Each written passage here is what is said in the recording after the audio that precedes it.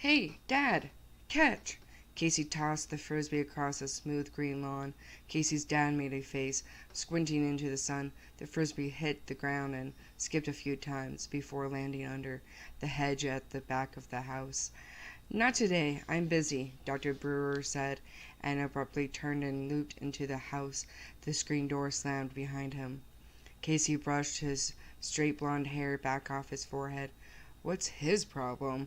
He called to Margaret, his sister, who had watched the whole scene from the side of the redwood garage.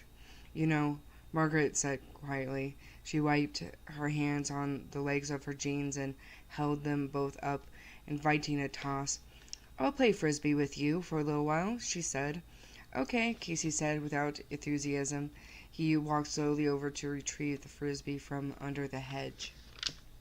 Margaret moved closer. She felt sorry for Casey. He and their dad were really close, always playing ball or frisbee or Nintendo together.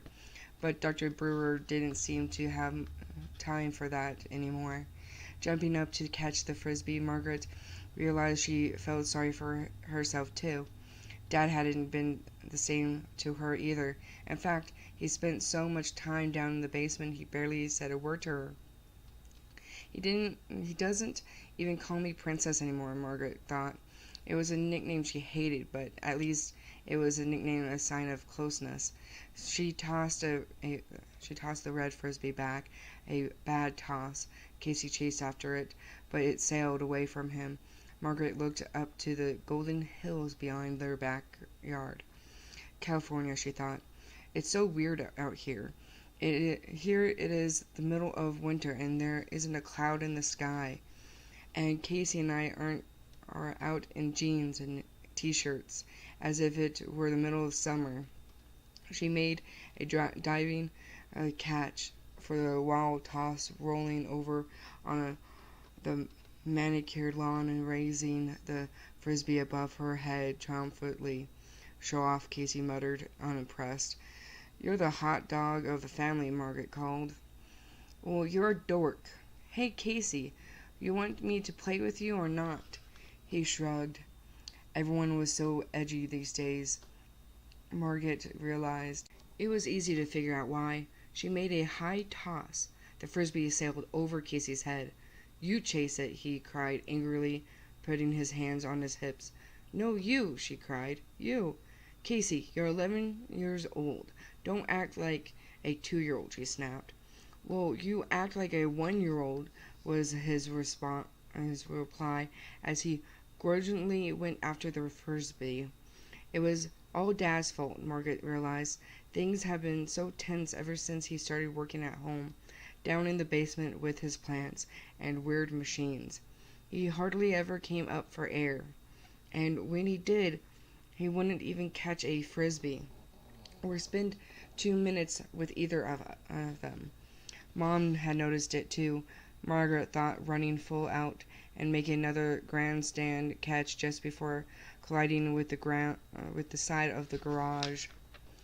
Having Dad home made Mom really tense too. She pretends everything is fine, but I can tell she's worried about him. Lucky catch, Fatso, Casey called. Margaret hated the name Fatso even more than she hated Princess. People in her family jokingly called her Fatso because she was so thin, like her father. She also was tall like him, but she had her mother's straight brown hair, brown eyes, and dark coloring. Don't call me that, she heaved the red disc at him. He caught it at his knees and flipped it back to her.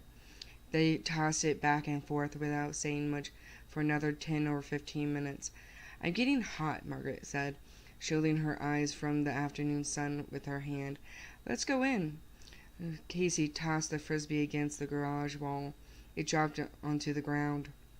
He came trotting over to her.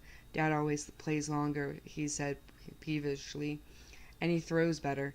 You throw like a girl. Give me a break, Margaret groaned, giving him a playful shove as she jogged into the back door. You throw like a chimpanzee.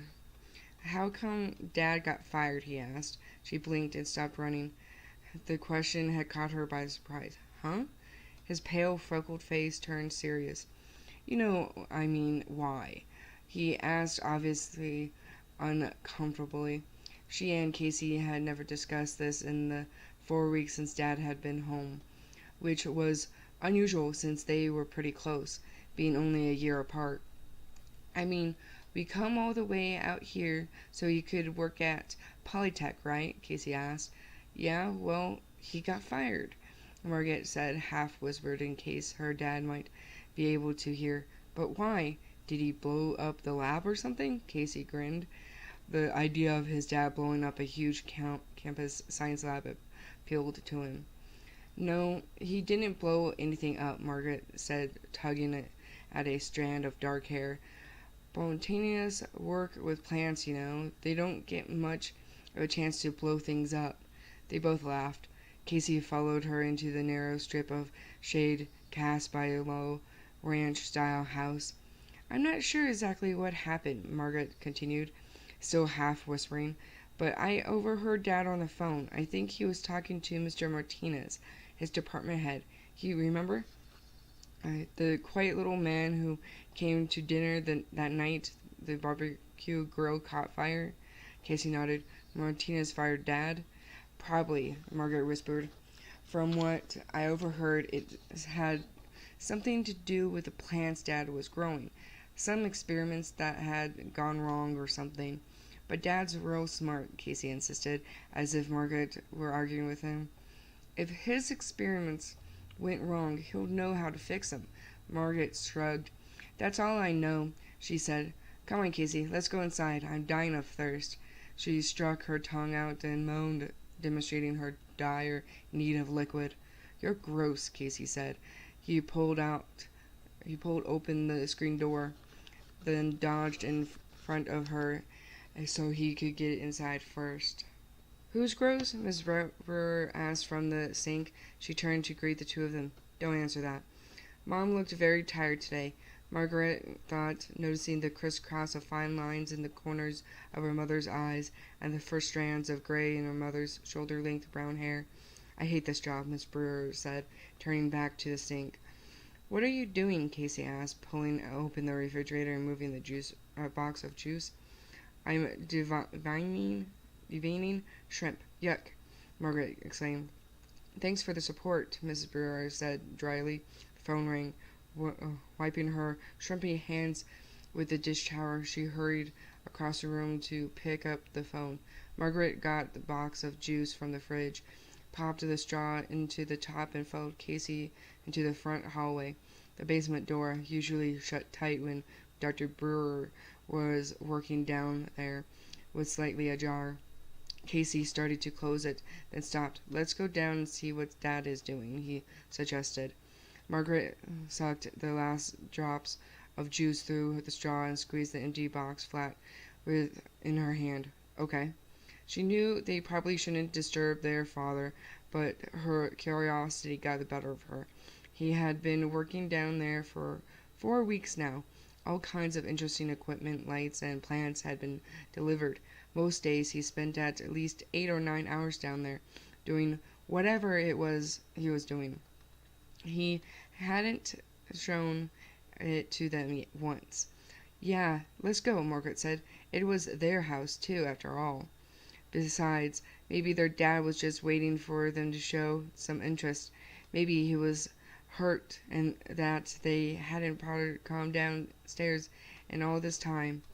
She pulled the door open the rest of the way, and they stepped into the narrow stairway.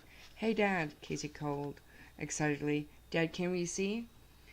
They were halfway down when their father appeared at the foot of the stairs. He glared up at them angrily, his skin strangely green under the fluorescent light fixtures. He was holding his right hand, drops of red blood falling onto his white lab coat. Stay out of the basement, he bellowed, in a voice they never heard before.